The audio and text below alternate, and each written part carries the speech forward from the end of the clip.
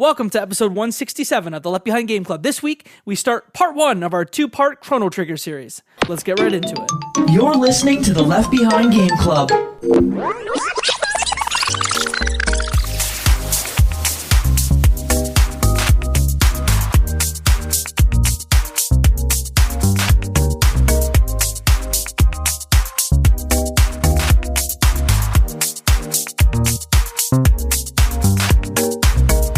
Welcome to the Left Behind Game Club, our never-ending attempt to make sure that no game is left behind. I'm your host, Jake McCord, and today I have two friends with me. The first friend, you know her, you love her. Her name is Katie Lesperance. Hello. I've been traveling in time. Forwards, backwards, alternates, everything. Katie, what year is it? Oh, God, don't ask me that. Our second friend, who might be able to tell what year it is, Travis Colnut. Hello. Hello. Oh, wait. Hi. Oh, wait. Hi. Hi. Me from past. Good. What year is it? 65 billion years ago, or whatever that number is. Oh, Cool. long time. There we go. Good. Travis is going to explain a little later why he's talking like that. There's a reason. But before we dive into Chrono Trigger, I want to ask you to do three favors for us. If you like this episode of the podcast, give us a review on your podcasting platform of choice because it actually matters. Send this podcast to a friend because, y'all, that's how people hear about podcasts. And follow us on Twitter. We're at Left Behind Club, and we give regular updates about the show right there. Let's talk about our game for today. It's Chrono Trigger, developed by Square, published by Square, back before they were Square Enix even. It's available on a lot, on SNES, PlayStation, Nintendo DS, iMode. Do y'all know what iMode is? What is iMode? I don't, but also, you say SNES? Did I just say SNES? You're a I don't say SNES boy? SNES. Oh, no. I think I am, yeah. I never really thought about it until now. SNES. What do you say, Super Nintendo? SNES. Oh, no, I don't say that. I say SNES. I think I say Anyway, Super Nintendo. Sorry. Oh, so three different ways. Yeah. Okay. Okay, what did you say? iRobot? What? iMode. iMode. Do you know what iMode is? No. I believe it was a service available on like low-end Japanese cell phones. So this thing was like a protocol that you could download games on. Essentially, it's like a vertical version of Chrono Trigger. Interesting. So, and then also it is available on iOS, Android, and Windows. Originally released on March 11th of 1995. So goodness. we start the show with our fast pitch. It's a one-sentence description of the game that we are about to talk about. Who's got a description of Chrono Trigger? I can go. It is a Final Fantasy mixed with Back to the Future. Just no Marty Travis, do you McFly, have- but that's okay. No Marty McFly. I can go if you want. Yes. Okay. I'm just going to go, it's baby's first JRPG. Not the baby voice. Do you want me to No. continue with the baby voice? Not at all. No. Hard no. I'm a little baby. I don't play JRPG. I will sign off of this podcast right now. Should I bring Alvin back too or no? No. No, Mike's listening to this and he's jumping through the phone. Anyway, Travis, you have enough time now? I would say time traveling JRPG, that should be my thing. Oh, okay. I'm going to probe on that after we talk about our history with JRPGs and our history with Chrono Trigger to set the table. Travis, not your thing? I thought this was your thing. It should be my thing. I'm not. I'm like borderline sold right now. Okay. I probably haven't Talk played. about your history with JRPGs. I probably and haven't the played game. enough JRPGs to really have a good sense of whether this is good or bad, or like what this means. Excuse me. But like, I mean, I love Final Fantasy, but have I really like sat down and played all the way through like most Final Fantasies? No. You know, I've done like a few major ones, but like I don't. What are your faves out of those? I mean, I loved 9. Yep. 7 is great. I think I played. It must have been 4. As well. Like I love like even like Golden Sun. I loved Golden Sun. Like there's a lot of JRPGs that I enjoyed, like especially like this old school kind of like pixel art style SNES. Oh, I guess I do say SNES, whatever. Like style of game. But I've never played this. So it's interesting to see it from not coming from a nostalgia perspective. Okay. I guess I'm like, if there's a spectrum, again, I think it's like Travis, you're in the middle. I'm on the side that like doesn't typically play this type of game. Yeah, okay. This is like if you look on Wikipedia, there's a list of like best-selling JRPG franchises, and then it includes stuff that I don't traditionally think of as like a JRPG, like Pokemon or Fire Emblem or Mega Man Battle Network, which like are, I guess, JRPG adjacent, and I've played those. But as far as like playing a JRPG-ass JRPG, this might be my first one ever. Oh, interesting. Yeah. So I've never played Chrono Trigger, never played a Final Fantasy. What? So like when I said baby, yeah, I've played Final Fantasy Crystal Chronicles, but I've never played a core Final Fantasy game. Interesting. I own Final Fantasy VII Remake, and I plan to play it someday, but I've never played an FF game. And even like, that's different. Like, Yeah. it is, yeah. it's not the same. Katie, I feel like you're on the other end. I've always dabbled. I've always really liked them ever since I was a little kid. I would play like the first Final Fantasy 3 quite a bit. I would just keep going back to those, and then I would kind of dabble on whatever ones I could get my hands on, and then I would play them as far as I could, being a under 10-year-old. At some point you hit a wall, but that's okay. And Xenogears. If anyone remembers Xenogears, I do. PS1, Yes. I loved that game so much. So yeah, I don't know. I've always enjoyed them. I like the grindiness. I like is like the earliest kind of like looter aspect of games that I really Right. really like, especially today. But yeah, thinking back, I'm like, oh yeah, it kind of had some looting aspect that I really like. You sell the stuff you don't need, keep what you want. Yeah, I've got a soft spot for JRPGs. And you've never played Chrono Trigger before. Oh, incorrect, my friend. Okay. So I have played. I don't even know when I first played it. To be honest, I was a small child. I don't know how old I was, and I've gone back to it and replayed it multiple times. I would say at least like 5 times. Oh my God. Oh, wow. But so playing it this time, I thought that you two were playing it, and I was like, oh yeah, Chrono Trigger, I should go back to that. I'm like, it's probably been, I don't know, 5 years. No, it's been longer than that. Like, it's been at least 10 years. Oh my And gosh. also, Wow. playing through it, I'm realizing that I've never finished Chrono Trigger. Ever. For the amount of in my times whole that you life. played it? No, Yeah. I've never finished it. And as I was playing it, I was like, wait a minute. I never finished this game. And I'm kind of really excited about this right now that I'm actually going to like play it through. But yeah, so it worked out perfectly for me. How did you come to that realization? Have you reached a point far enough in that you don't remember? It wasn't that far in. It was like maybe like a quarter of the way through that I was like, I never finished this. I don't know you how never this saw ends. what you've seen, like what you're seeing currently? No, I'm at the point I've played everything I've played so far. Okay. I think every time I probably made it like 75 to 80% of the way through. Gotcha. And then I would drop off for whatever reason. Either it got too hard, or I didn't know what to do, or my attention went elsewhere. I don't know. But I never finished it. So we're gonna how many hours finish have you it done together. now?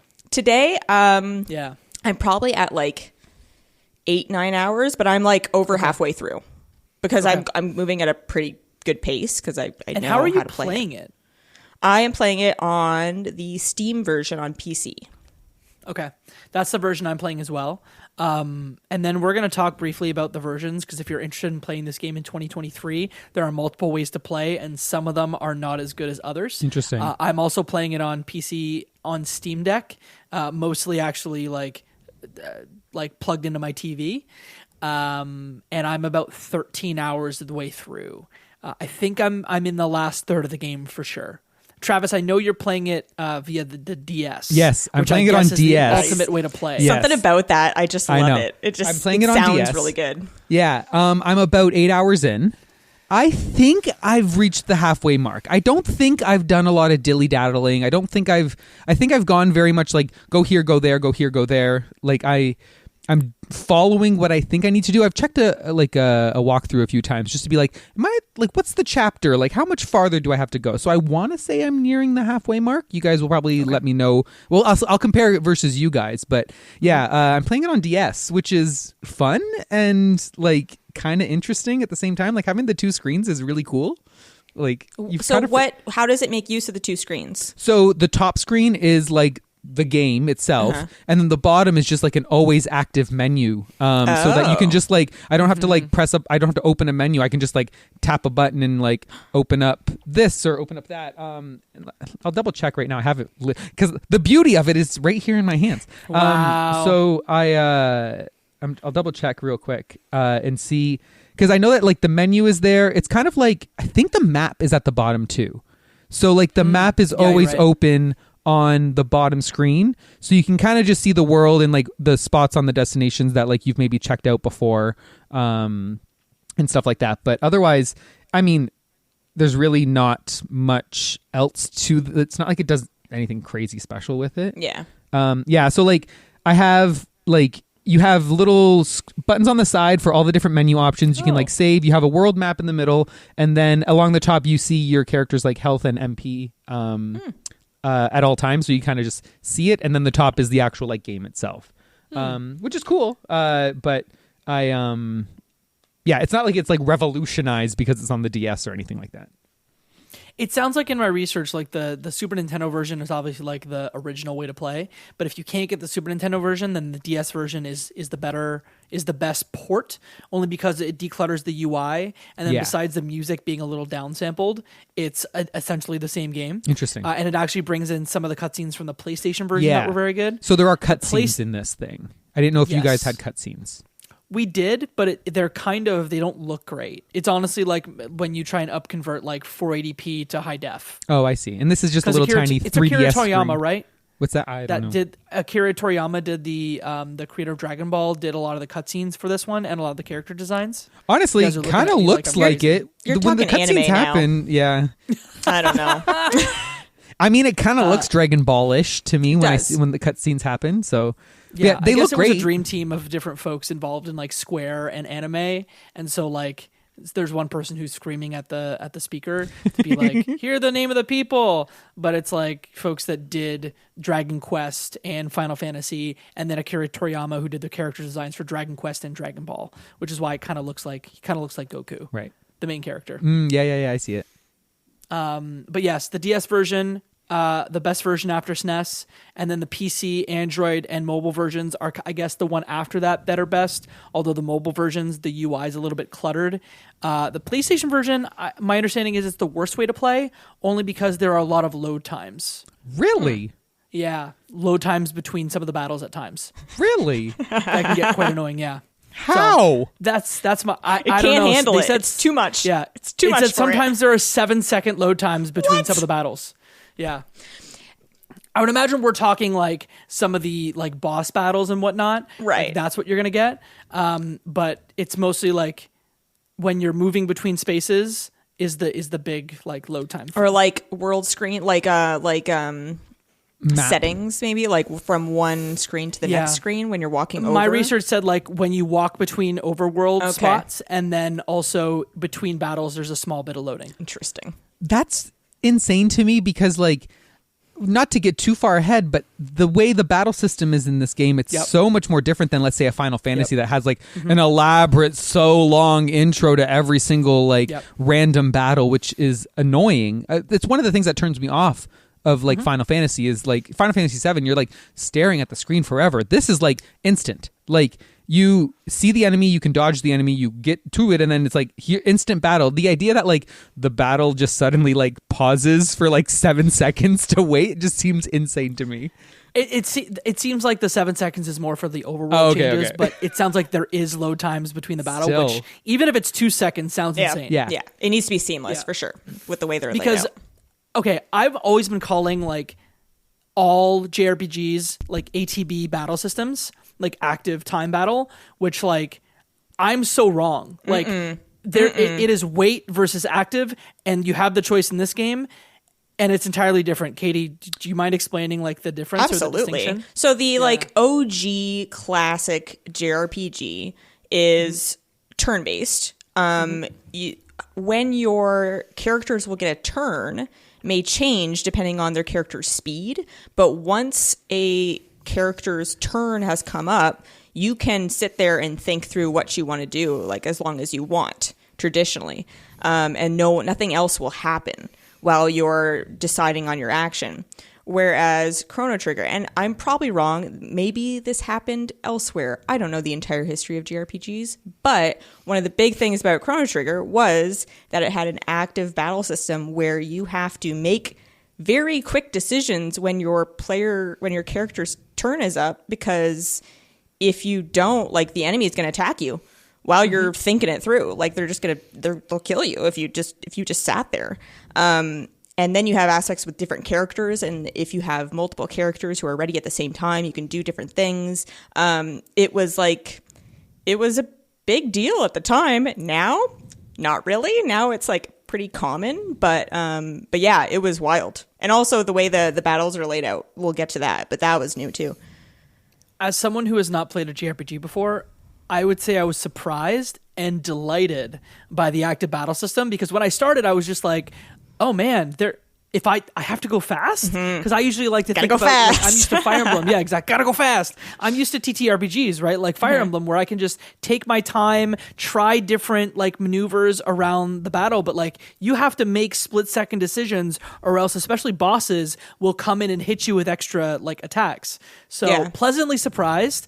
I can't just sit on my laurels and just like scroll my phone. It's a game that I have to pay attention to almost the whole time. I was surprised and delighted by that. Unless you choose the wait option.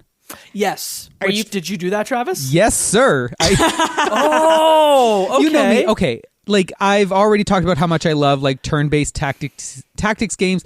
The stress of having to make a decision is in like such a quick time is too much for me. I'd rather just sit there and think about which one do I want to attack? What do I want to do?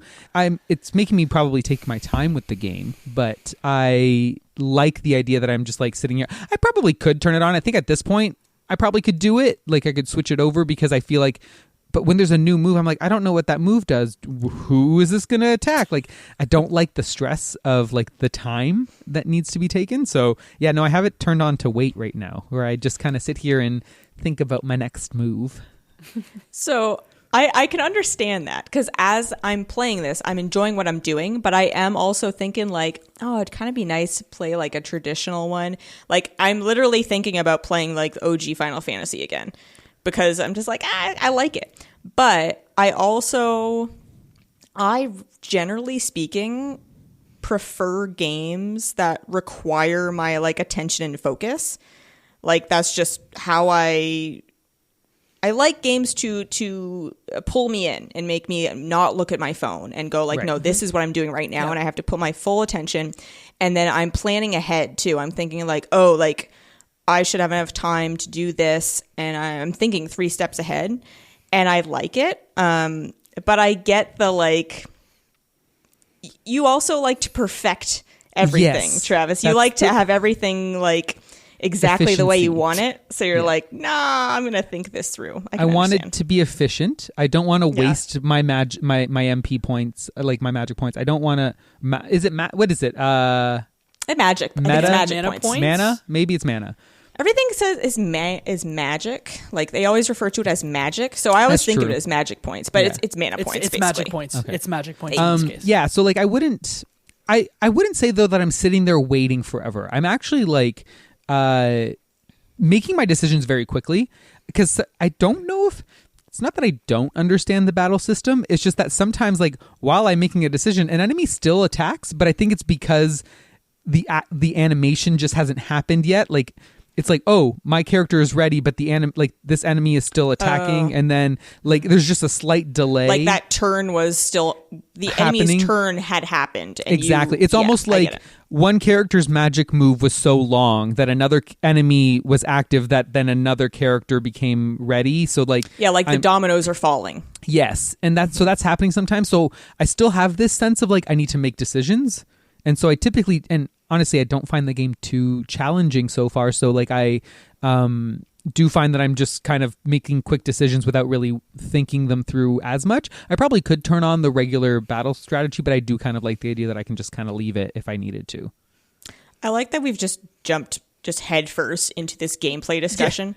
Okay, so generally speaking, it's not super challenging, but certain enemies, It's difficult if you underestimate their attacks. Like there are lessons to be learned in the big fights where you're like, oh no, I need to heal earlier than I thought. Yep. Yes. Like I cannot let that health get below half, because next thing you know, I'm screwed. And then you're scrambling. And then it's like, this guy's down, I got to revive that one. And now they're attacking you. And it gets out of hand very quickly if you don't stay on top of everything. So I could see it being turn-based being a bit easier for sure, because you have, they're not going to surprise you while you're like, oh, I can heal this one, or should I do this? Like, I feel like it would get less out of control than it does sometimes when it's like active battle. We're going to keep it extremely spoiler light in this episode, but beyond like knowing when to heal and the tactics involved in the battle, there are also multiple party members in which you can like switch them out in different configurations. And sometimes going into boss battles, to your point, Katie, you need a specific like combination of players, because some are like heavy attack, like non-magic attacks. Some have great magic attacks. Some have great combos. Some have good healing tactics or healing moves. So I guess like beyond that, you also need to think about your party as well. They even have different magic types, which again, trying to keep it very spoiler light. Yeah, if you Lots come going in, on. Sometimes you need a certain type of attack. Otherwise, you're going to have a hell of a time. So, yeah, you really have to balance out your party very well, which, I mean, is the case with most, like, well-made JRPGs, is you have to have a little bit of balance to it. But, yeah, some of the battles, you're like, oh, that happened really fast. Like, all of a sudden, you're like, whoa, okay, I need to step back, reassess, try that again, new strategy. And then usually within an attempt or two after that, you get through. But it can be challenging. Last question for you, Katie, before we jump in and talk about the game setup. If you wanted to recommend other great JRPGs that had this sort of battle system, like the active battle system, which one would you go to first? Because I've been thinking a lot about Final Fantasy VII Remake, and I think that has an active battle system. It does. So I have it, kind of similar to you, Jacob. I haven't played it yet, but I did fire it up once, and I played for like 3 hours or so, and then some other game came out that I needed to play, and I was like, this is too much. This is for another time.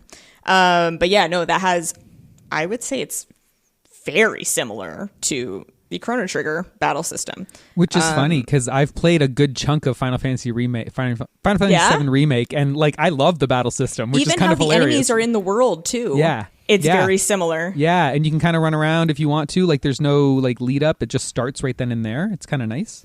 Mm-hmm. Yeah, no, I don't pretend to be an expert, but I'm sure Final Fantasy VII Remake, everyone who's played it seems to enjoy it, and it has, I think, extremely similar battle system. I think on this panel you're an expert. So great. That's not great. That's not good. Let's talk about how this one sets up. And then we can kind of talk about some of the first hours without getting like super spoiler heavy. We're going to save that for the next episode we do. But in essence, the way this game sets up is you play as a character named Chrono, who is at a millennial fair in their home in 1000 AD. Their friend Luca and father show off a new teleportation machine that truly no, I'm not going to spoil a Christopher Nolan movie. Yes, I was thinking the exact same reference. Were you thinking that? Yeah, I was. Yeah, just do it. The Prestige. The Prestige. I love it. It's the Prestige machine, basically. Yeah, except hopefully it works a little bit differently. But yeah, than this.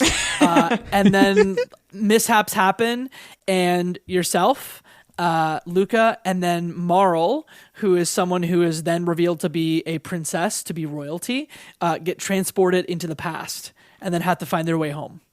Is that a fair description of the opening? That's literally perfect.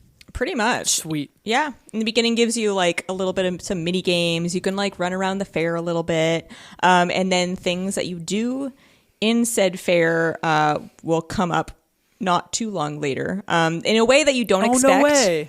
I'm pretty sure it would have happened to you already, Jacob, because I don't think I did it. No? No, I started later in the game to do things in the past that affect the future. Okay. But I did not do anything related to the Millennial Fair. Okay. I have no idea what you guys are talking about. I mean, you know what? It's in the first hour. Just let it rip. We'll set a little spoiler mark for like basically the first half of the game at some point soon, and then we'll talk about it, Travis. But yeah, you can run around the fair, you can play mini games, and then yes, you meet. I've always called her Marley, because it makes me think of Governor Marley, but it might be Marl. Travis, you? So I did not want to make the mistake that I made in the Undertale episode where I massacred renamed all everyone, the names. didn't you? No. Oh no, you looked up pronunciation. I looked up a pronunciation YouTube video, and it's Marl. Is it? Oh shoot! Yes. Okay. Huh. Because it's using the translate, like it used what the name would be in Japanese, and it was like someone explaining how each of the sounds would translate, and so technically it would be Marl. Okay. I think it's like, I'm not going to try to speak Japanese. In Japanese here, is like, Maru, right? Yeah, it's like something like that. Like I'm not going to butcher it, but like yeah, I didn't want to say the wrong names because I know I royally effed up in Undertale a bajillion times, so I wasn't going to have that happen again. Sans, song, Papyrus, songs. papyrus, Papyrus, papyrus, right? Papyrus. Chrono. Did you guys name your character Chrono, or did I you left name the names. your own name? I always leave the names. Yeah, I'm like Okay. as intended. Especially in a Travis, game like I feel this. bad because 5 characters for this game. You can only name your characters 5 characters, and your name is 6 characters. Oh, Travi. Okay, Travis McCoy. Yeah, I named my character Jacob, Oh, cute. but I didn't want to rename anyone else. No, because Yeah. I don't know. There's something about it. When they have set names, I'm like, no, just leave the names. Aside from like, you know, like the first Final Fantasy, like no one is distinct. Like the characters Right. are, there is a fighter, there is a mage. Like no one is, they don't have histories. Naming or your characters in personalities. XCOM is different because they're not. Yeah, there's no person. You're Or adding XCOM, story yes. yourself, right? Where it's like this is a character that Yeah. has a story beat and a plot and it acts a certain way. And for me, I just typically don't rename characters like that. If it's a very basic like XCOM, you would rename everyone because it's Yeah. like, well, yeah, why not? Because it's like these people are like copy pasted and there's no flavor there at all. I named a grenadier Killer McCourt once. It's an integral part of Really? the team. I did in XCOM, yeah. So you're gonna start calling me Killer now, or no? No. Okay, cool. Travis, at the start of the episode, you did an impression of one of the characters in the game. We've talked about, Chrono, the lead character. We've talked about Marl. We've talked a little bit about Luca, but I don't know if we want to touch on some of the other party members that you gather along the way.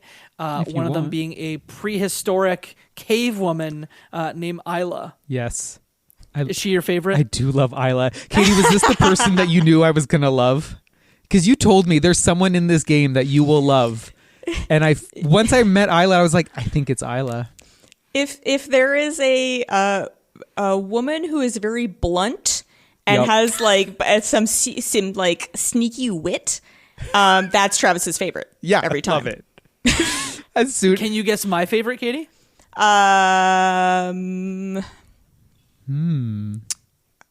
Probably Luca. I was going to say Although Marl. Luca doesn't do. No. Marl? It's Frog. Oh yes. Oh okay. Yeah. I didn't know Yeah. that you would like. Okay.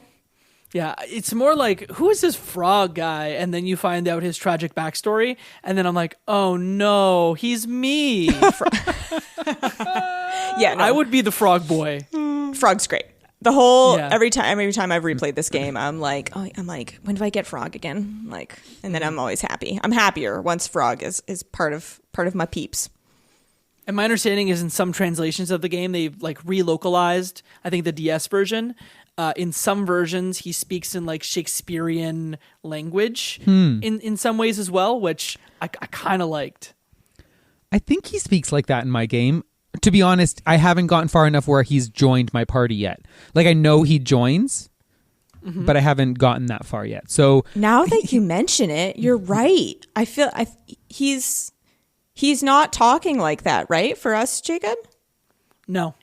You're right. He's not. I felt What like does there he was speak- something missing. how is he speaking? Like, what is he saying? Like, It's very just like everyone else, kind of. Like, obviously, he has his own personality and history and all that stuff, but like, he's not speaking differently, which is a missing factor. It's, you know what? I've been like, Frog's not quite the same Frog I've always loved. And that's why, because he is from... I mean, okay, you know what? We're just going to set spoilers for the first half of the game. Okay. About the first half. So if you don't want to be spoiled on the first 6 to 8 hours of Chrono Trigger, pause this, come back to it later after you've gotten there. Yeah. Katie, to you. He's from 400 years in the past, like from I don't know, more like a medieval time of the foundation of the town that you live in. So it makes sense. And he's like this knight, and he's very like prideful and like loyalty and like I have to defend the people and all that stuff. And he's not talking how Frog usually talks. This is the first time I've played this version. There's no ribbits. Oh, there's no croaks. Ribbits. No. I He just mixes some looked it ribbits up. in with the Shakespearean, but yeah. I looked it up, and it says that like if the DS version got rid of the wacky dialect. That's a shame. So I'm assuming I must have the same kind of version as you guys. Yeah. Yeah, so maybe it's just the Super Nintendo, Like the PlayStation original. versions that have that like Shakespearean language in them, and then anything on mobile, PC, Yeah, like- DS, they took it out. Once it was like remastered or re-put out a few times, and that's the same version that they keep using over and over. That's for a these silly other- thing to take out. I don't know. Yeah. I don't like that. We've talked about everyone except Robo. I don't have much He's to a say robot. about Robo. Okay. Robo's fine. They're Okay. fine. When they when it has to be in your party, I'm fine with it. But I don't traditionally keep Robo in my party, mainly because he's strictly a like physical attack. Like it can combo with other characters, but they don't have their own like element or magic style. So I'm gotcha. like, well, you're not covering a base for me in a combat. So like you're not rounding out my team. So I can't really keep you. And also like other characters are strong attackers. Like Chrono's a strong attack, like physical attacker. If you want Frog to is have a strong Ayla, attacker. Frog is a very strong attacker. So it's like I can get that elsewhere with a magic element added in. So why would I pick Robo? I'm kind of in the same boat in that like I enjoyed Robo's addition, like Yeah, the like the part of the story. story where Robo was getting added, but beyond that, I ended up just swapping him back out, and I've been Chrono, Luca, and Marl for a while, and I literally just got to the point where I get Isla.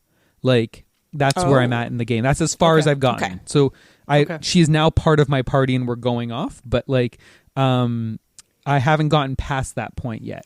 And I haven't really gone back to using Robo, and I'm sitting there looking at his like level, like slowly getting farther and farther away from my team, and I'm like, what if I need to use Robo again? I'm gonna get really screwed here, where Robo's gonna be super underleveled. Yeah. But I'm I don't know hoping- how you feel, Katie, but like I haven't used Robo much. I haven't used Robo. I think I'm about at the 2/3 mark, and I have not had to go back to Robo, and I don't really expect to. I'd be surprised. Who's your ideal party then? Because I think for me, my ideal is Chrono, Marl, and Frog. Even though Oh. there's overlap between Frog and Marl, like they both have water. So you're Yeah. probably like, you sucker, you need fire. Yeah.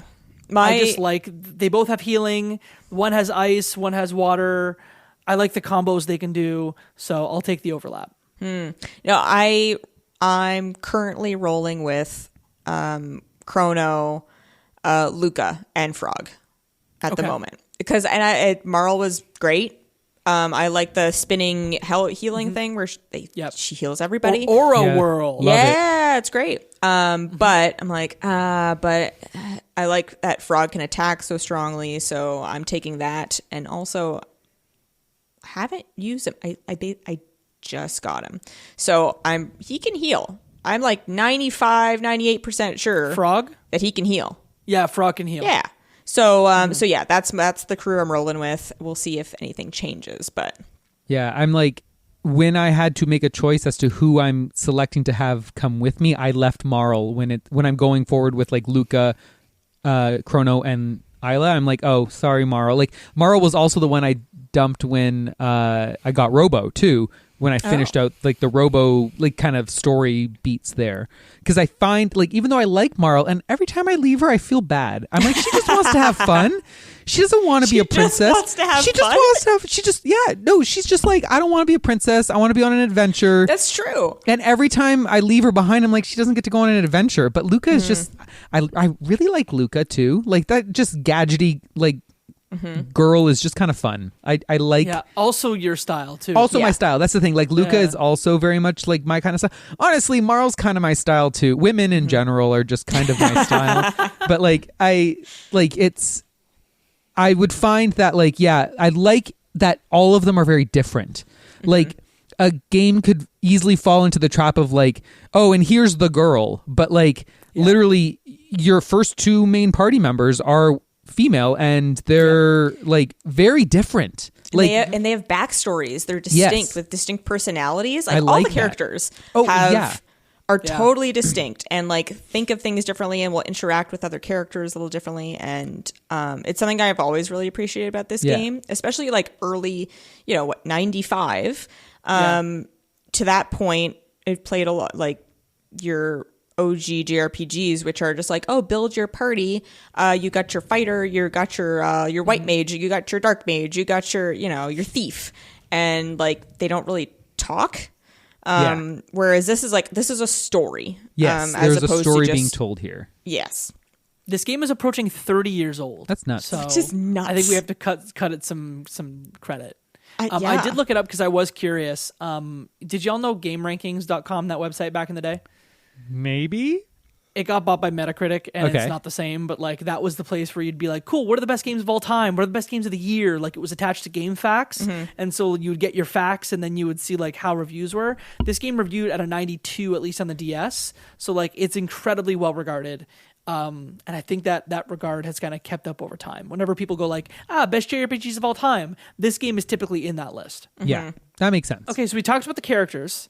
We're not going to spoil the whole story today, but can you talk about some of your favorite story beats so far?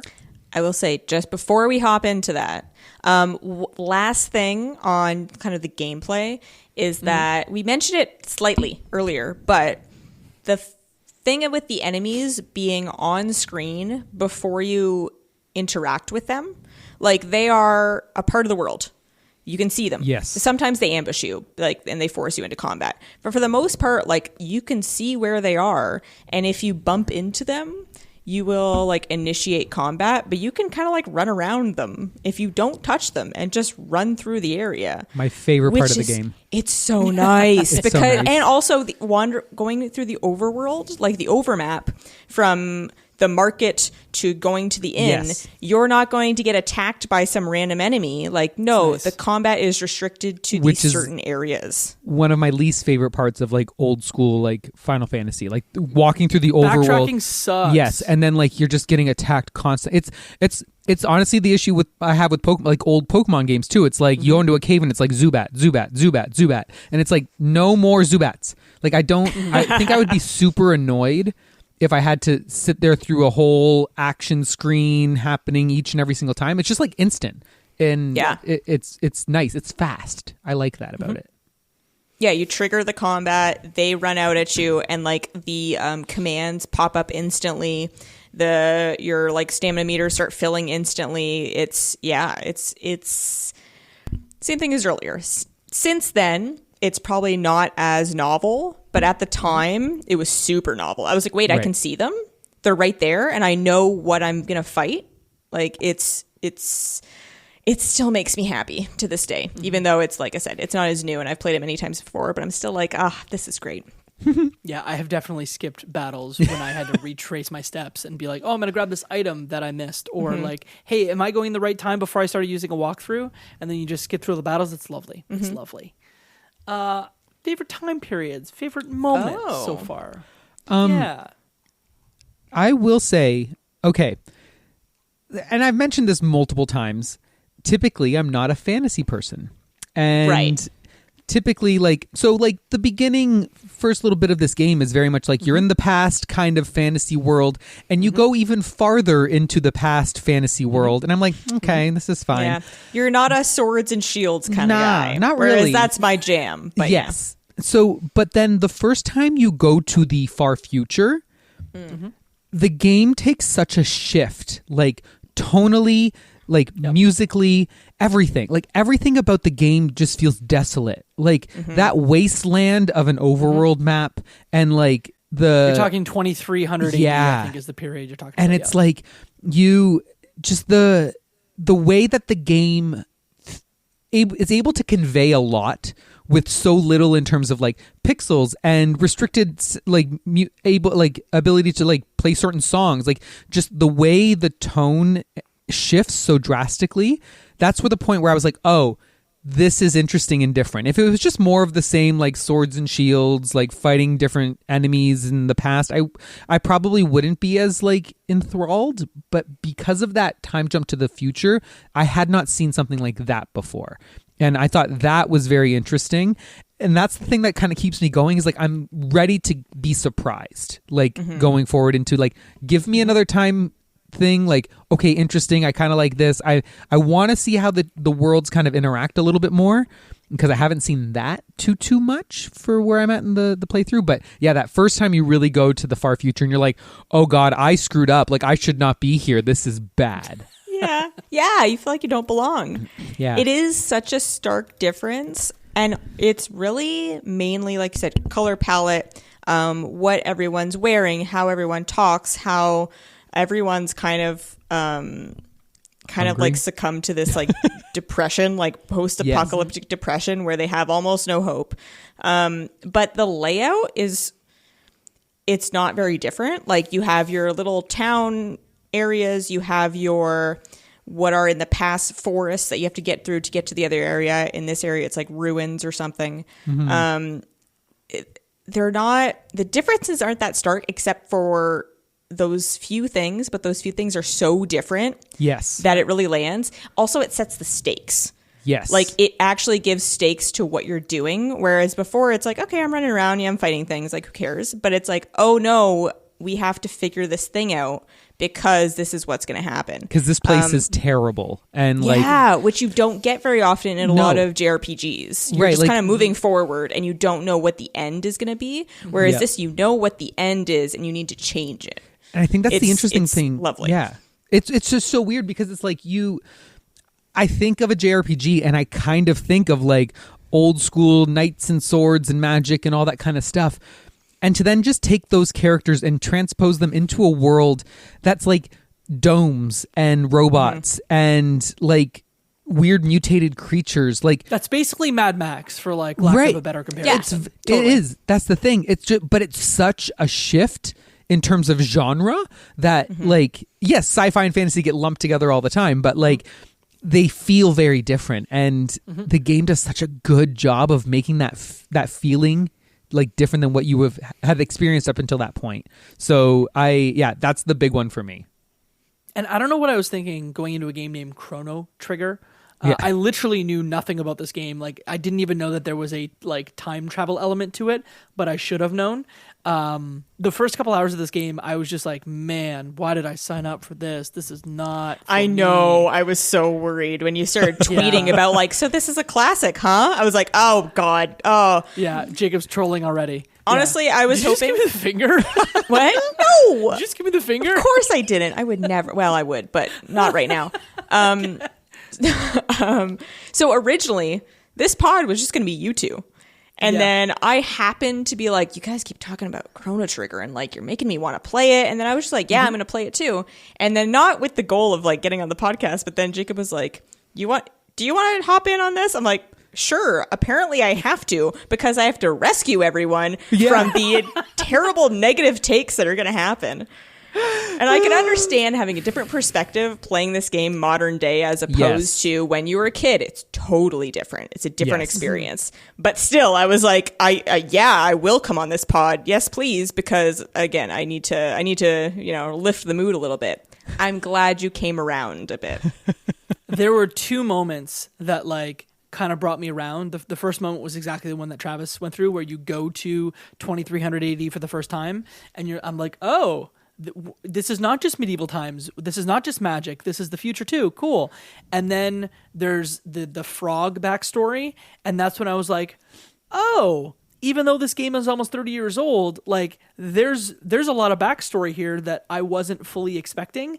And when there's another time period that we won't spoil here that is like the future, that's all I'll say. That is when the third time that I was like, oh, okay, Chrono Trigger, you got me. I'm in. Let's do this. But it took a long time. Like, it took 3 hours. I wanted to, like, literally throw my controller and my system like, out the window.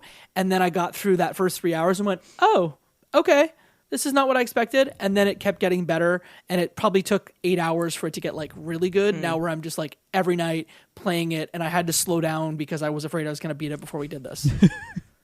Yeah, I don't know if you noticed how many times I was like, so when are we recording? Yeah. Saturday? Sunday? You mean Monday? Oh, no. Yeah, there's a lot of substance to it. And there actually isn't as much space, like actual physical space that you're traversing. Like each time period only has like a few locations. Which is different from a lot of like OG JRPGs where you're like going across this continent and now you're going to the other continent and you're like the traversal is purely space, but adding the time factor and that you can hop around and you can actually choose where you're going at a given time. Also, a thing that I love, I think it's my favorite time period, just because I think it's interesting, is the basically present day that you start the game in, but it's the alternate. Tell me, Travis, if you've seen I don't this know or what not. this is. I'm going to stop talking then. Oh, okay. I don't know what this is. Nope. It's a different. You should know what this is. It's a different 1000 AD. We'll just save it for 2 then, since don't Travis know. is unsure. I feel like you've done it, but if you don't know, then we'll wait. I mean, when does this happen? Am I just not paying attention? I feel like a third of the way in, I got to it. But actually, Do you have might not Isla? have had to yet. I don't know that you had to yet. But anyway. Either way, so this kind of brings me to my point that I think I had my issues with the game initially, is I think I wasn't taking the time to really read. I think This game is half reading. that's the thing. I was bringing out my inner Mo, and I opted to just like, okay, yeah, I kind of get it. Like, oh, save the queen. Okay, yeah, Yeah, and then that's just fair. kind of like skip through the fluff. And okay, what's my goal? Where do I go? What do I do? And then I realized that like, oh no, I need to like take my time and talk to everyone, because I randomly got like, I read a random note on the floor and it told me how to beat a robot dragon thing on a bridge. And I was like, oh, I wouldn't have known that.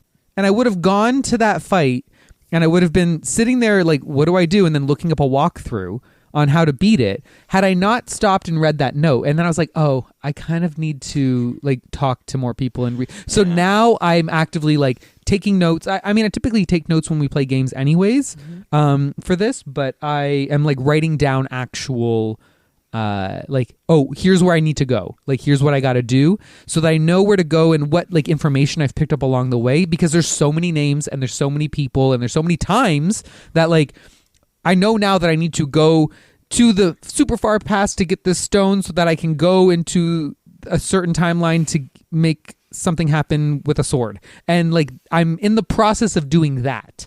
But I wouldn't have known that had I not like started taking my time with it. And I know initially I was more like, not sure if this is for me. I think by the end of it, I'm going to have a much more positive outlook on this game because I've just now started to really think about like taking my time with the game and reading and talking and absorbing the world, because I think I might care a little bit more. I think I was just like, when you don't like really absorb the story, it's a very story driven game. So if I'm not absorbing the story, I'm not going to care about it. And so it's like, okay, this is kind of boring combat. I don't really care about the story. So I need to like give myself a reason to care. And so I'm going to actively like read going forward. Yeah. There's a good amount of like lore and like world building and history. Like there's a lot of history from I forget if it's 400 AD or 600 AD. I never remember. It's 600 AD. Thank you. Between like 600 AD and 1000 AD, there's like the people in the town talk about like the history of the town, like, oh, back when so and so ruled or whatever, and it's like you go back and that's the actual person that's ruling, right? And then they talk about the past before that, and like the big battles that happened and how they were important, and you can dig into it pretty good, especially for a game of that time. Like it's impressive.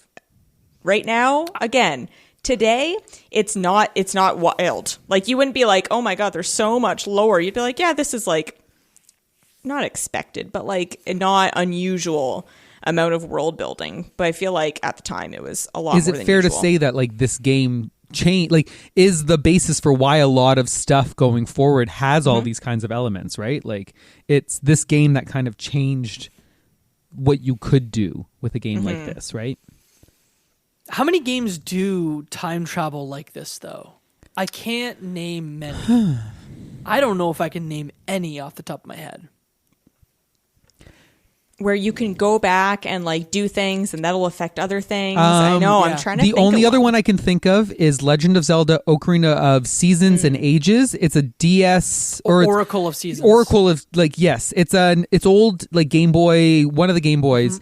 And it's a Zelda game, and you have a time traveling mechanic where you go back, you do something, you jump forward. It's the same overworld, but things change. So like something you do in the past affects the present, and you have to use that to like complete the story and like unlock puzzles and certain things. So there's a lot of like time jumping in that.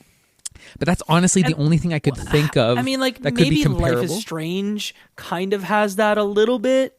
And then other games do like time travel where there's a time loop. So like Time Loop, Outer Worlds, Braid does like the rewinding. There's different time period jumping in the Time Splitter series.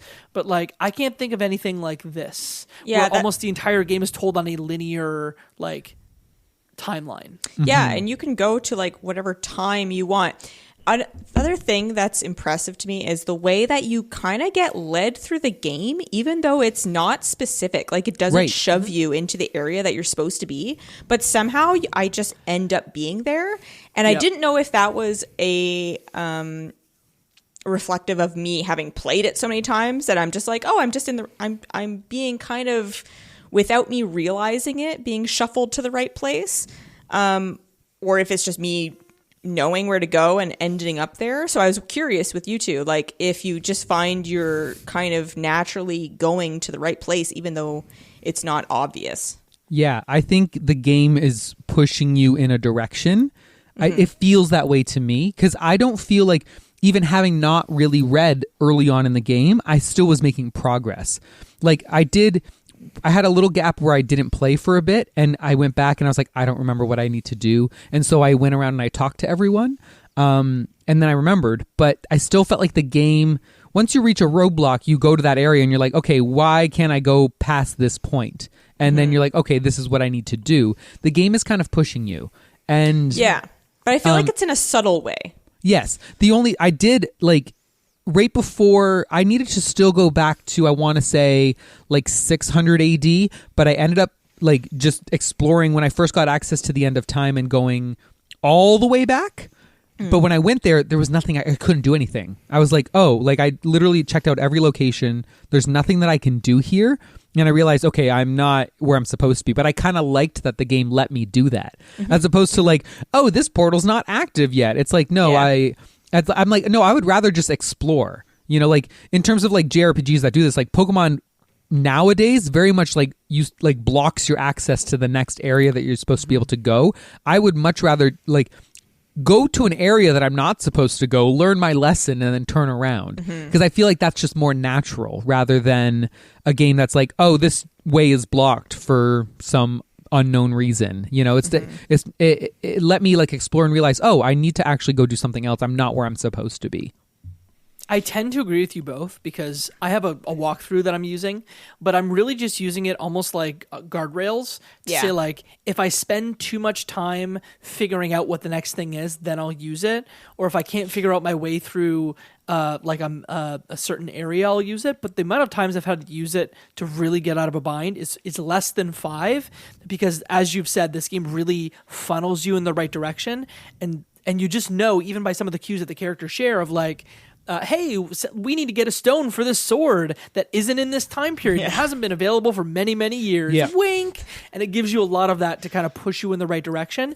And even the dungeon design, I find, is always or almost always good in that you know where you're going, even though there's no overworld map. Right. Or there's no map of being like, here are the different floors. There's no target. If a dum-dum like me can figure it out, then like, I think we're good. I even know where the extra areas are. Like, I'm like, oh, if I go over there, there's going to be a chest. Like, I just know, just by the way it's designed and which way is going forward. Yeah. It's just good level really design. Yeah. Yep. I think we're going to talk about the music and some of the later game bits until part 2. Yeah. But there's one question I want to ask y'all before we wrap this one up. And this is, and I think Travis, you probably have to lead it here because you're the least far between the three of us. Where do you think this game is going? Oh, we're going to pull a segment from our other podcast cutscenes where we ask in a television series, what do you think is going to happen? And I ask you, what do you think is going to happen here? I would love for this game to completely subvert my expectations. For some reason, I kind of expect it just to be like we're going to beat the bad guy and just the end, done. And it's just going to be all wrapped up with a nice little bow on it. Do you know who the bad guy is, though? I know that it's some, isn't it Lavos? Is that the name? Okay, is that how you say it? Kind of. Yeah, I think so. That's the one that I know that I need to stop right now. My brain goes to like, oh, this is just going to be a basic, like, go beat, once I finally beat this guy, the end. I would love it if the game, like, subverts my expectations on that. I don't know if I have any ideas as to where that's going to go. Like, I don't know.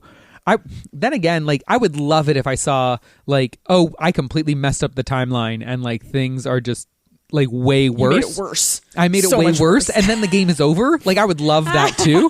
Like, just boom, oh, you screwed up, the end. And then but I don't know, are there multiple endings in this game? I wouldn't be surprised if there's multiple endings.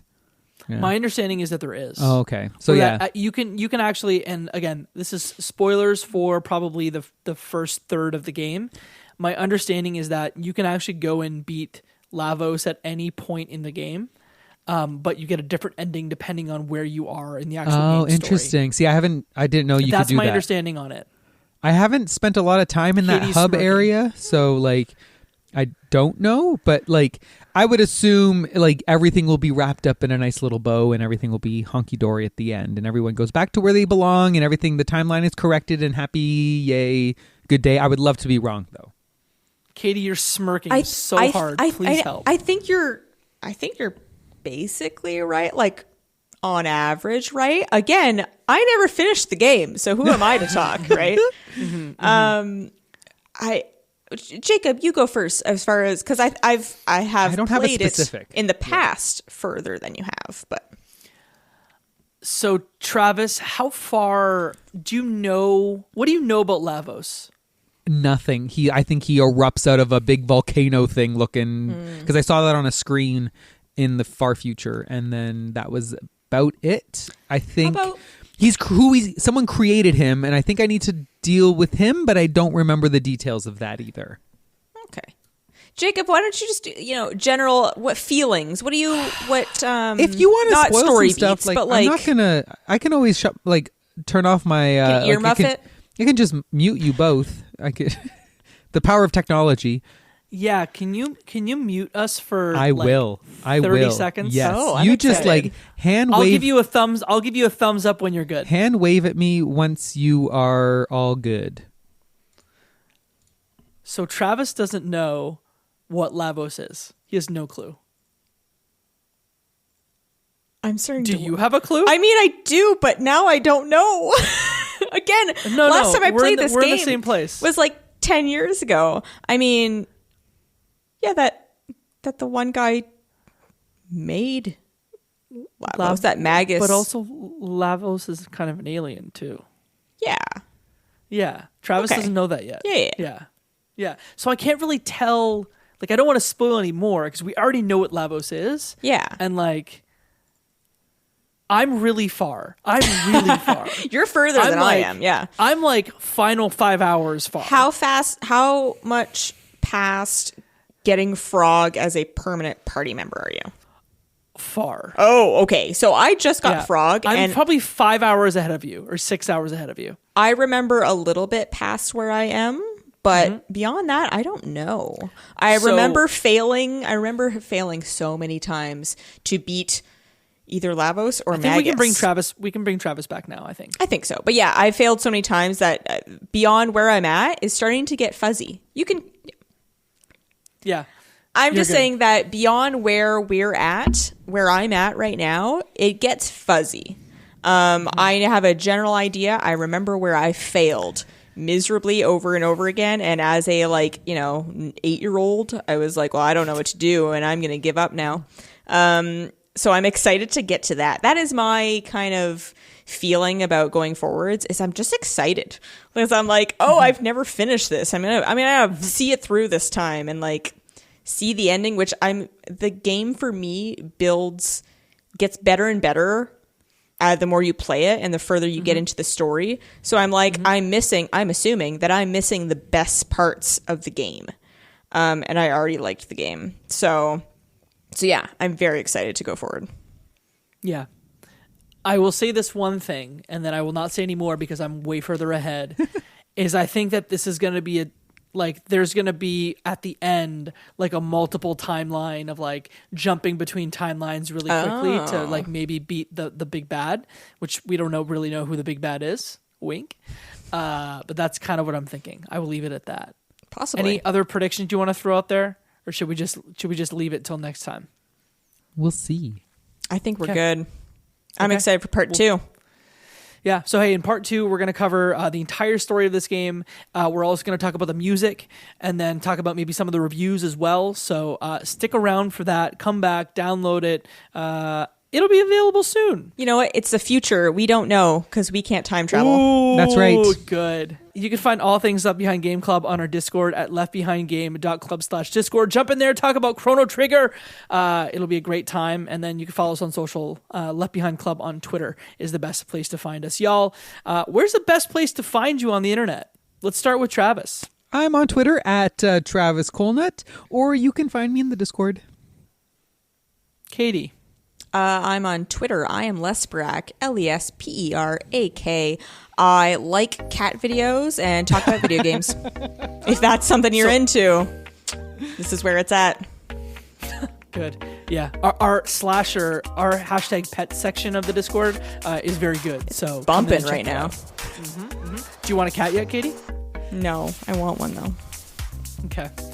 You can find me on the internet at Jacob McCord on all major social media platforms except Blue Sky, where I'm jacob.bsky.social. You're the first If- Jacob on that thing? Yeah, I am. If someone gets their own name on a social media platform, but no one's around to see it, did it even happen? Wow, you really got me.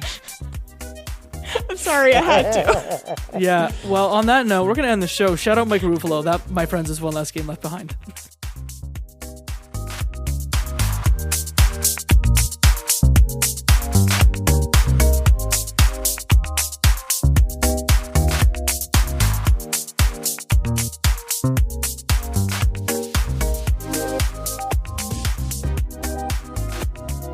Sorry, headphone Had to get users. me, eh?